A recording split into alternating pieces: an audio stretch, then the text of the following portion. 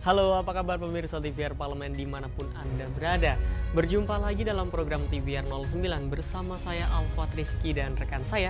Tentu saja bersama saya Anggun Oktarini, dan dalam 30 menit ke depan pemirsa kami akan sajikan kepada Anda sejumlah berita nasional, khususnya dari sudut pandang DPR RI sebagai referensi Anda dalam memahami dinamika hukum, politik, ekonomi, sosial, dan juga budaya yang ada di Indonesia.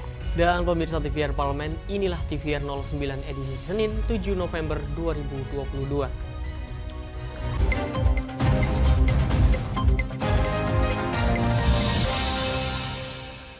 Pemirsa, berita pertama pada pagi hari ini kita awali dengan kabar dari Ketua DPR RI Puan Maharani yang menghadiri jamuan makan malam yang digelar oleh Wali Kota Busan Park Hyung Jun.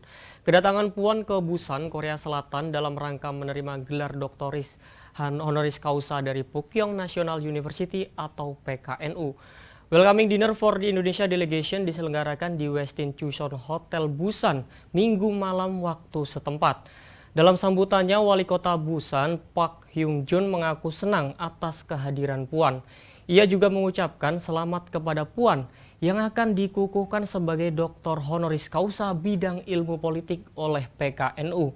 Sementara itu pemirsa, Ketua DPR RI Puan Maharani mengucapkan terima kasih kepada Wali Kota Busan yang telah memberikan jamuan makan.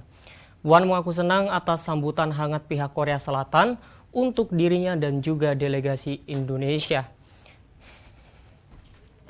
Di sini Puan pun memaparkan hubungan diplomatik antar Indonesia dan juga Korea telah berlangsung selama 50 tahun. Di sini intensitas hubungan kedua negara setiap tahunnya mengalami kemajuan dan meluas ke berbagai sektor, mulai dari perdagangan, politik, pendidikan, teknologi, dan juga inovasi. Ia pun menekankan pentingnya kerjasama antara Indonesia, Korea Selatan, dan juga tengah berbagai ketidakpastian pasca pandemi COVID-19 dan ancaman resesi global.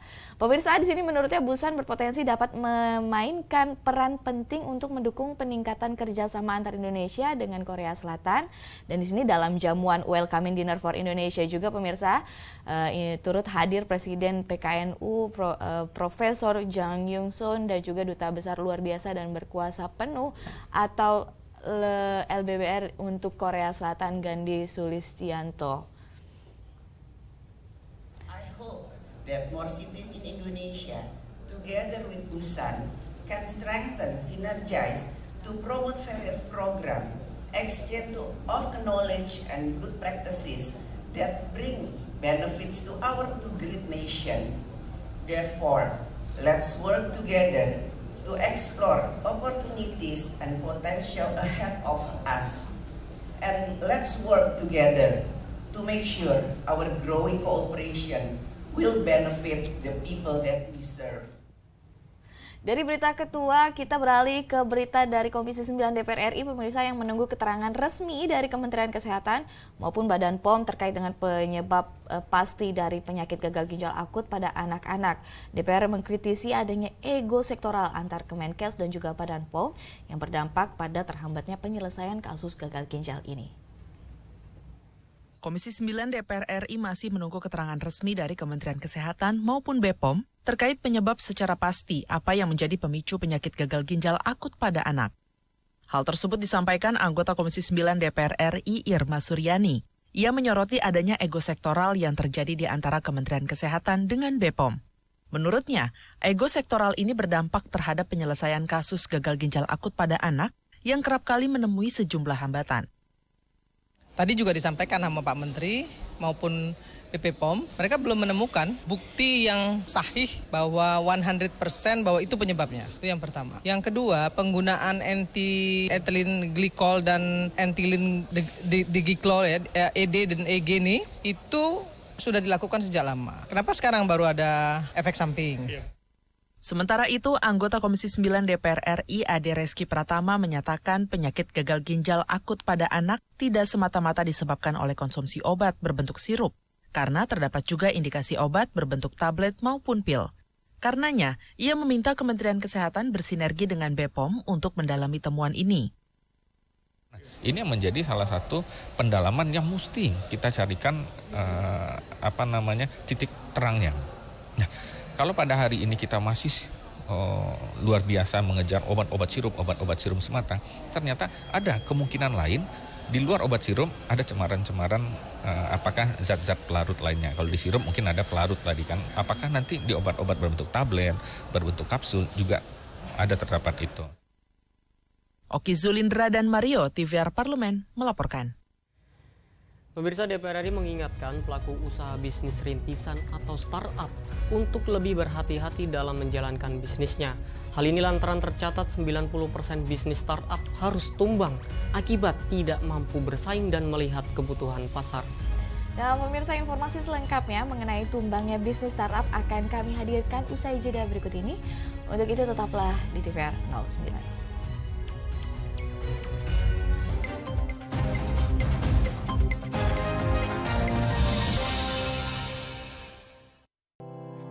Tugas dan fungsi DPR RI sangat penting bagi negeri ini sebagai pengemban amanat rakyat. Namun tidak banyak yang tahu apa saja fungsi dan tugas dari DPR.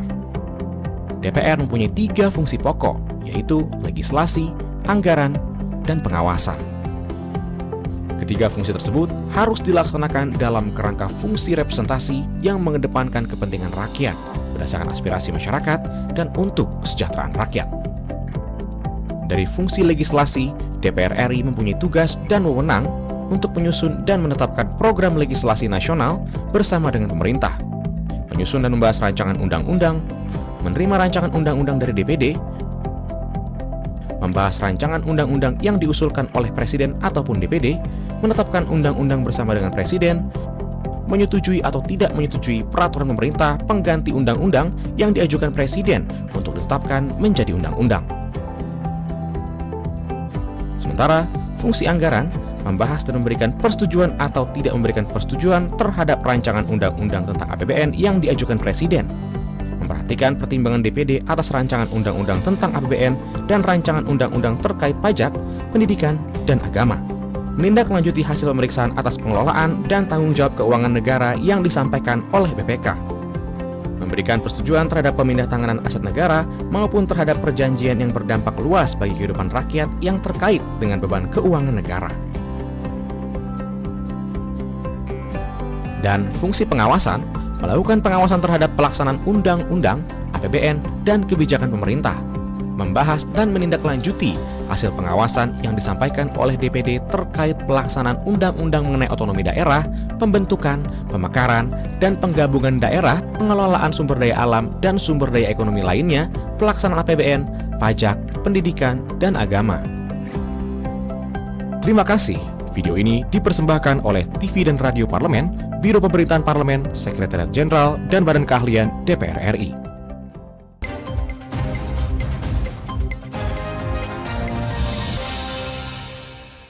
Terima kasih pemirsa, masih di TVR 09. Pemirsa, DPR RI menilai salah satu penyebab tumbangnya pelaku usaha startup adalah keterbatasan dan minimnya suntikan modal yang diberikan oleh investor. Untuk itu pemirsa, DPR RI meminta Kementerian BUMN lebih aktif dalam pemberian modal dalam rangka pengembangan bisnis startup lokal. Hal ini dilakukan agar peningkatan angka pengangguran akibat tumbangnya bisnis startup dapat ditanggulangi. DPR mengingatkan pelaku usaha bisnis rintisan atau startup untuk lebih berhati-hati dalam menjalankan bisnisnya. Tercatat sebanyak 90% bisnis startup harus tumbang akibat tidak mampu bersaing dan melihat kebutuhan pasar. Belajar dari kasus tersebut, DPR mengingatkan pelaku usaha di bidang startup untuk lebih jeli dalam melihat potensi pasar demi menghindari terjadinya kebangkrutan. Hal ini diakibatkan keterbatasan dan minimnya suntikan modal yang diberikan oleh investor. Anggota Komisi 6 DPR RI Hilmi meminta Kementerian BUMN untuk lebih aktif dalam memberikan modal dalam rangka pengembangan bisnis startup lokal.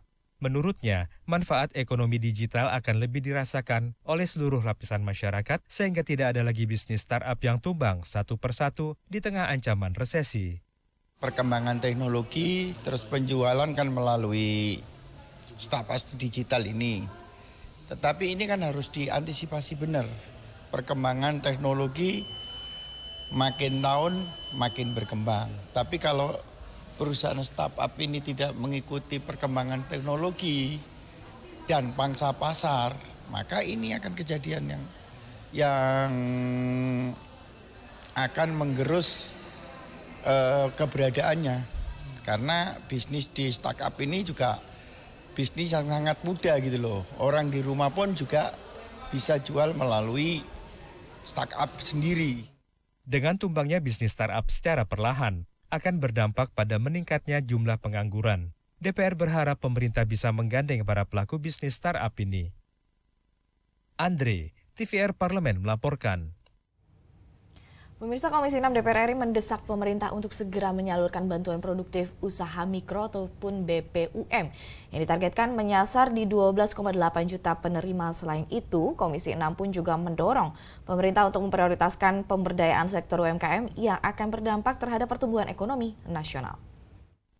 Komisi 6 DPR RI mendorong percepatan penyaluran bantuan produktif usaha mikro atau BPUM kepada para pelaku usaha guna mengembangkan sektor UMKM dan mencegah terjadinya resesi di Indonesia. Pemerintah menargetkan pada tahun 2022 menyalurkan BPUM kepada 12,8 juta penerima dengan nominal Rp600.000 per penerima usaha mikro. Menanggapi hal tersebut, anggota Komisi 6 DPR RI Haris Turino mendesak pemerintah segera menyalurkan BLT bantuan produktif usaha mikro kepada masyarakat. Ya memang UMKM tentu terkena dampaknya. Nah, pemerintah harus membantu UMKM. Maka dari itu saya sangat mengharapkan BPUM, ya, bantuan untuk UKM, ini tahun ini bisa disalurkan. Supaya UKM yang selama ini menjadi penyelamat di setiap adanya perlambatan ekonomi karena krisis, ya, UKM bisa kembali menjadi penyelamat. Sementara itu, anggota Komisi 6 DPR RI Intan Fauzi berpendapat pemberdayaan sektor UMKM harus menjadi prioritas utama pemerintah. Ia meyakini pengembangan UMKM akan berdampak terhadap pertumbuhan ekonomi nasional. UMKM juga informal itu betul-betul di masyarakat terutama menengah bawah namanya juga usaha mikro, kecil dan menengah. Ini yang menjadi sandaran. Nah, sehingga banyak berbagai program dan anggaran dari pemerintah dan khususnya kami di Komisi 6 itu anggaran untuk pemberdayaan UMKM ini besar. Hilman, Ken dan Rizky, TVR Parlemen melaporkan. Kita beralih ke informasi selanjutnya, pemirsa. Komisi 6 DPR RI memandang optimis terhadap ancaman resesi yang berpotensi terjadi pada tahun 2023 mendatang. Bukan tanpa alasan, Komisi 6 menilai ketahanan pangan dan energi Indonesia sudah cukup baik serta pertumbuhan ekonomi Indonesia juga masih positif. Komisi 6 DPR RI optimis posisi Indonesia relatif aman menghadapi resesi global tahun 2023. Karena sejumlah faktor diantaranya adalah ketahanan pangan dan energi sudah cukup baik, serta pertumbuhan ekonomi Indonesia yang masih positif. Resesi global dipicu oleh keputusan Bank Sentral di beberapa negara akibat inflasi. Ancaman resesi global diperparah dengan terjadinya pandemi COVID-19, kemudian dilanjutkan dengan konflik Rusia-Ukraina yang sampai saat ini belum menemukan titik terang.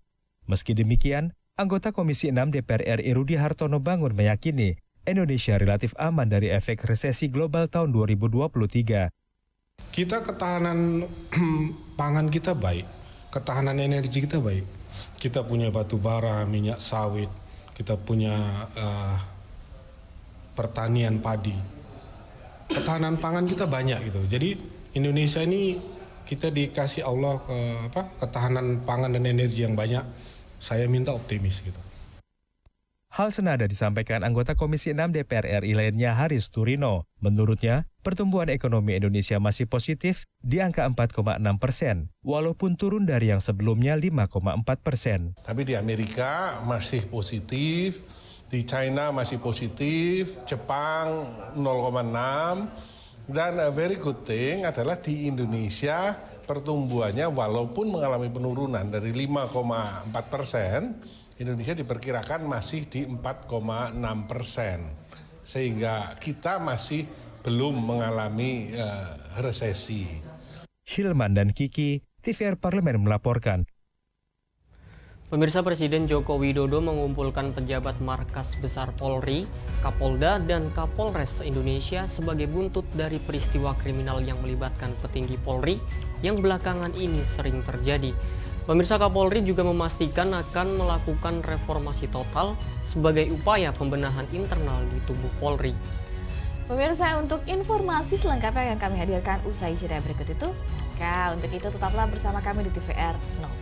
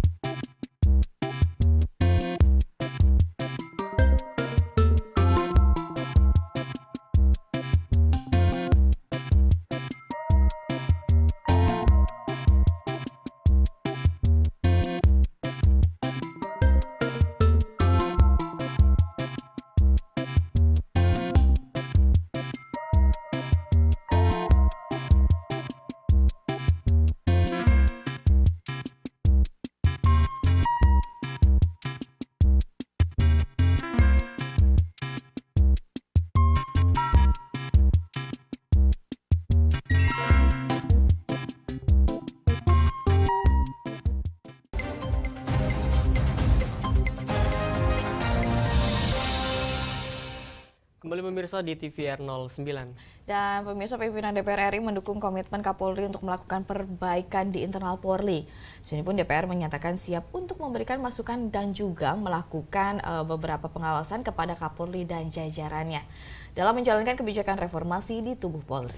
Nah pemirsa, senada dengan Komisi 3 DPR RI yang mendukung penuh upaya Kapolri melakukan reformasi sebagai upaya memperbaiki internal Polri melalui sejumlah kebijakan.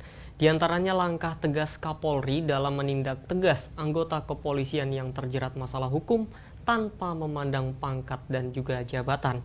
Hal ini diupayakan untuk mengembalikan kepercayaan masyarakat kepada Polri. Selengkapnya pemirsa, mari kita simak laporan mendalam yang telah dihimpun oleh tim redaksi TVR Parlemen dalam segmen editorial Parlemen berikut ini.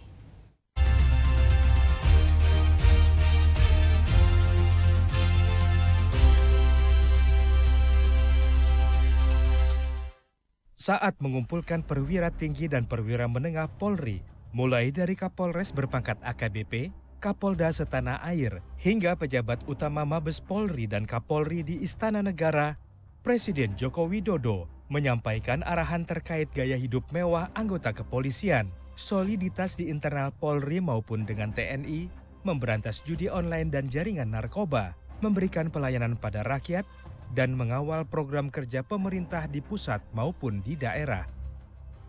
Dulu dibandingkan institusi-institusi penegak hukum yang lain tertinggi, sekarang saudara-saudara harus tahu menjadi terendah. Ini yang harus dikembalikan lagi dengan kerja keras. Masalah gaya hidup, lifestyle, yang namanya Polres, Kapolres, yang namanya Kapolda, yang namanya seluruh pejabat utama, perwira tinggi, ngerem total masalah gaya hidup.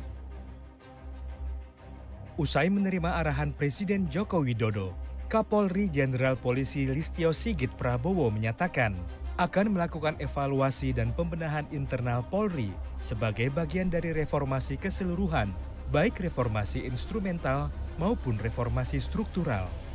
Sigit mempersilahkan jajarannya keluar jika tidak bisa berkomitmen dan memiliki semangat yang sama untuk menindaklanjuti arahan Presiden Joko Widodo.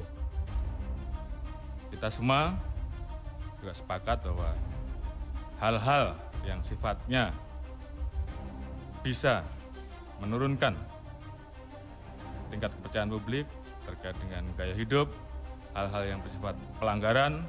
Setelah ini kita akan menindaklanjuti, menjabarkan apa yang menjadi arahan dan kebijakan Bapak Presiden sehingga seluruh anggota mulai dari pangkat terbawah, khususnya para pelaksana di lapangan, kemudian paham, mengerti, dan mereka tinggal melaksanakan.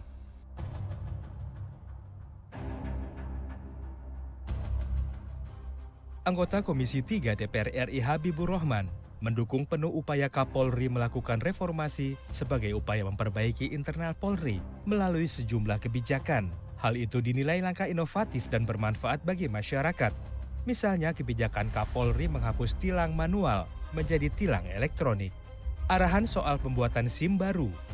Habibur Rahman berharap reformasi di tubuh Polri menjadi budaya Polri sehingga berdampak pada kinerja Polri yang lebih baik ke depannya. Jenderal Bintang 2, Jenderal Bintang 1, semua yang melanggar secara pidana disikat, ya, kemudian ditindak secara hukum, dan bahkan proses etiknya sudah selesai sebelum persidangan. Ini luar biasa, kita dukung 100% Polri melakukan pembenahan ini. Tapi ini dipertahankan, jangan hanya tindakan yang sifatnya hanya merespon keluhan, ya, tapi menjadi budaya melakukan perbaikan secara terus dan terus. Anggota Komisi 3 DPR RI Supriyansa mengatakan, berbagai peristiwa belakangan ini yang melibatkan aparat kepolisian menjadi momentum Kapolri melakukan bersih-bersih di tubuh Polri. Supriyansa mendukung Kapolri menindak tegas anggota kepolisian yang melakukan tindakan kriminal tanpa pandang bulu, sehingga memberikan efek jera pada seluruh anggota kepolisian. Dengan adanya keterlibatan oknum-oknum kepolisian itu sendiri dalam persoalan-persoalan narkoba misalnya, maka itu adalah kesempatan bagi Kapolri dalam propamnya untuk menjatuhkan sebuah sanksi yang berat kepada mereka supaya tidak ada lagi yang mencontoh, tidak ada lagi yang mengikuti tugasnya propam untuk mengetahui apa yang menyebabkan, apa yang menggoda kira-kira oknum-oknum kepolisian ini sehingga dia mau terjebak dalam persoalan-persoalan narkoba di Republik ini. Ini sangat penting sekali dalam rangka menyelamatkan institusi kita ini, kepolisian. Pimpinan DPR RI juga menyatakan dukungan kepada Kapolri untuk melakukan perbaikan di internal Polri. Komisi 3 DPR RI selaku mitra Polri tentunya akan memberikan masukan dan melakukan pengawasan pada Kapolri dan jajarannya dalam menjalankan kebijakan reformasi di tubuh Polri. Tim Liputan TVR Parlemen melaporkan.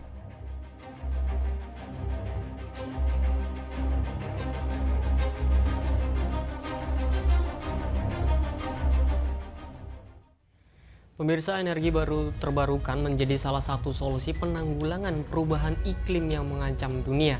Untuk itu banyak negara yang sudah bermigrasi nih dari energi fosil menjadi energi terbarukan yang ramah lingkungan. Nah, pemirsa dan juga Alfat, nih kira-kira negara mana yang saat ini paling banyak menggunakan energi terbarukan? Informasinya akan kami hadirkan sesaat lagi. Untuk itu jangan kemana-mana, tetaplah bersama kami di TVR 09.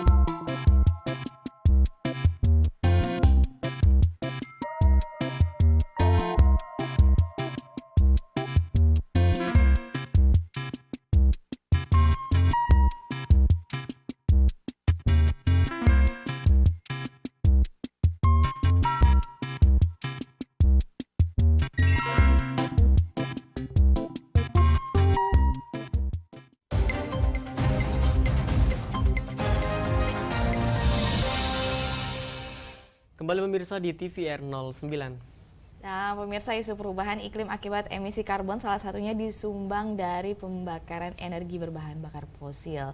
Dan di sini untuk itu negara-negara di dunia berlomba-lomba untuk bermigrasi dari energi fosil menjadi energi terbarukan. Nah pemirsa, selain ramah lingkungan dan tidak berkontribusi terhadap perubahan iklim, ketersediaan energi terbarukan ini sangat melimpah dan dapat dimanfaatkan secara terus-menerus. Pemirsa, berikut adalah daftar 5 negara terbesar yang kini telah menggunakan energi terbarukan dan temukan jawabannya dalam segmen Intips, Informasi dan Tips berikut ini.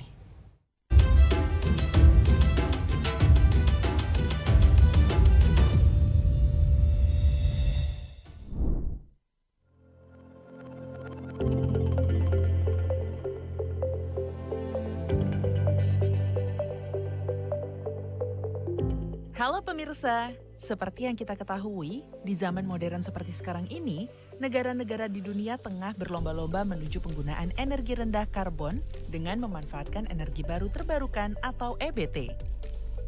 Lalu, apa sih energi baru terbarukan itu?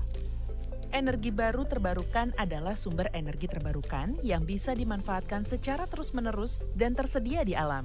Energi terbarukan bisa dimanfaatkan secara bebas dan bisa diperbarui secara terus-menerus karena ketersediaannya di alam begitu melimpah, sehingga tidak perlu khawatir kehabisan sumbernya. Energi terbarukan juga merupakan sumber energi ramah lingkungan yang tidak mencemari lingkungan dan tidak memberikan kontribusi terhadap perubahan iklim dan pemanasan global. Hal tersebut karena sumber energi terbarukan berasal dari proses alam yang berkelanjutan dan tersedia tanpa batas. Nah, kira-kira negara mana saja ya yang menduduki peringkat sebagai negara pengguna EBT terbesar di dunia? Apa Indonesia masuk ke dalam daftar negara pengguna EBT terbesar juga? Langsung saja yuk kita simak ulasannya berikut ini. Yang pertama, Swedia. Berada di urutan pertama, Swedia merupakan negara pengguna EBT terbesar di dunia. Bagaimana tidak, pada tahun 2015 saja, Swedia telah memiliki mimpi ambisius, yakni ingin menghentikan penggunaan pembangkit listrik berbasis bahan bakar fosil pada tahun 2040. Atas upayanya dalam meningkatkan investasi di bidang tenaga surya, angin, penyimpanan energi, jaringan pintar, dan transportasi bersih, Swedia bahkan disebutkan telah menjadi negara pertama di dunia yang menuju 100% EBT. Peringkat kedua diduduki oleh Costa Rica. Costa Rica adalah negara terkecil kedua di Amerika Tengah yang berbatasan dengan Nicaragua, Panama, Samudra Pasifik, dan Laut Karibia. Prestasi Costa Rica dalam penggunaan energi terbarukan juga sangat membanggakan. Sebanyak 94% kebutuhan listrik di negara ini dipasok dari sumber energi terbarukan. Rinciannya, sebanyak 76% kebutuhan energi negara ini berasal dari pembangkit listrik tenaga air. Sementara 18% sisanya berasal dari sumber energi terbarukan lain, terutama dari energi panas bumi. Yang ketiga ada Skotlandia. Skotlandia sangat mengandalkan energi angin sebagai sumber EBT-nya. Pada tahun 2019, 98% kebutuhan listrik di Skotlandia bahkan sudah dipenuhi oleh EBT tenaga angin. Skotlandia berupaya mencapai emisi nol karbon pada tahun 2045 dan ditetapkan sebagai target yang mengikat secara hukum. Hal ini menjadikan Skotlandia sebagai negara dengan salah satu target iklim paling ambisius di dunia. Kita lanjut ke posisi keempat, yaitu negara asal pesepak bola dunia Mesut Ozil. Benar sekali, Jerman. Sumber energi terbarukan di Jerman berasal dari angin, air, dan matahari sebagai pengganti batu bara, minyak, dan gas bumi. Di Jerman, sumber energi regeneratif semakin sering digunakan. Pada paruh pertama tahun 2018, Jerman telah menghasilkan listrik yang bersumber dari EBT, yang cukup untuk memberi daya pada setiap rumah tangga di Jerman selama setahun penuh. Negeri ini juga memiliki ambisi untuk mencapai target 65% EBT pada tahun 2030. Dan urutan terakhir di daftar ini adalah negeri tirai bambu, Cina. Pada tahun 2017, Cina telah memiliki sejumlah teknologi surya dan kapasitas tenaga angin terbesar di dunia. Cina juga berkomitmen untuk menghasilkan 35% listriknya dari EBT pada tahun 2030 dan membersihkan udara yang tercemar. Cina terus berupaya meminimalisir penggunaan bahan bakar fosil dengan memfasilitasi pemanfaatan batu bara yang aman, cerdas, dan ramah lingkungan. Sejak tahun 2016 hingga 2019, Cina berhasil memangkas lebih dari 900 juta ton kapasitas produksi batu bara usang per tahunnya. Cina juga menerapkan rencana per 5 tahun di sektor energi terbarukan. Rencana 5 tahun ketenaga listrikan tersebut bertujuan untuk meningkatkan bagian bahan bakar non-fosil. Rancangan itu terus diperbarui hingga bisa mencapai angka 33% suplai energi nasional pada tahun 2025. Tak hanya 5 negara yang telah disebutkan tadi, penggunaan EBT pun terus digaungkan di tanah air. Hal ini dilakukan dalam rangka proses peralihan sumber energi yang selama ini masih bergantung pada energi fosil dan batu bara, yang diketahui keberadaannya terus menipis bahkan menuju kelangkaan. Mengingat potensi alamnya yang amat besar, tentunya kita semua berharap ke depannya Indonesia mampu menyiapkan energi yang handal dan mandiri dengan tetap mempertahankan pemeliharaan lingkungan hidup. Demikian informasi dan tips kali ini, sampai jumpa lagi di Intips berikutnya.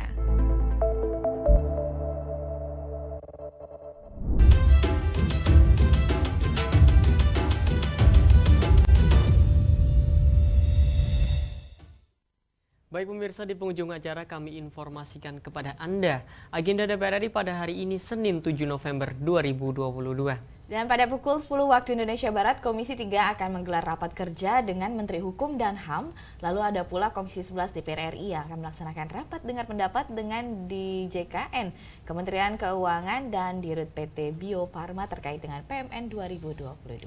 Dan pada siang harinya pukul 13 waktu Indonesia Barat, Komisi 10 DPR RI akan melaksanakan rapat dengar pendapat umum dengan tim gabungan independen pencari fakta atau TGIPF tragedi Stadion Kanjuruhan. Juga ada Komisi 9 yang menggelar rapat kerja dengan Menteri Kesehatan, Kepala BKKBN, dan Kepala BPOM dalam rangka evaluasi program penurunan stunting. Sejumlah agenda serta program DPR RI lainnya pemirsa juga Anda dapat saksikan secara langsung di TVR Parlemen melalui kanal utama, kanal komisi, dan kanal alat kelengkapan dewan lainnya yang dapat Anda akses di tvr.dpr.go.id. Dan pemirsa TVR Parlemen, demikian TVR 09 edisi pagi ini. Kami ingatkan virus COVID-19 masih ada, untuk itu tetap patuhi protokol kesehatan. Segenap kru TVR Parlemen yang bertugas mengucapkan terima kasih telah menyaksikan TVR 09 pagi hari ini. Saya Angga Daftarini dan juga tentu saja rekan saya. Saya Alfat Rizky, sampai berjumpa kembali di TVR 09 esok hari. TVR Parlemen, Referensi Indonesia.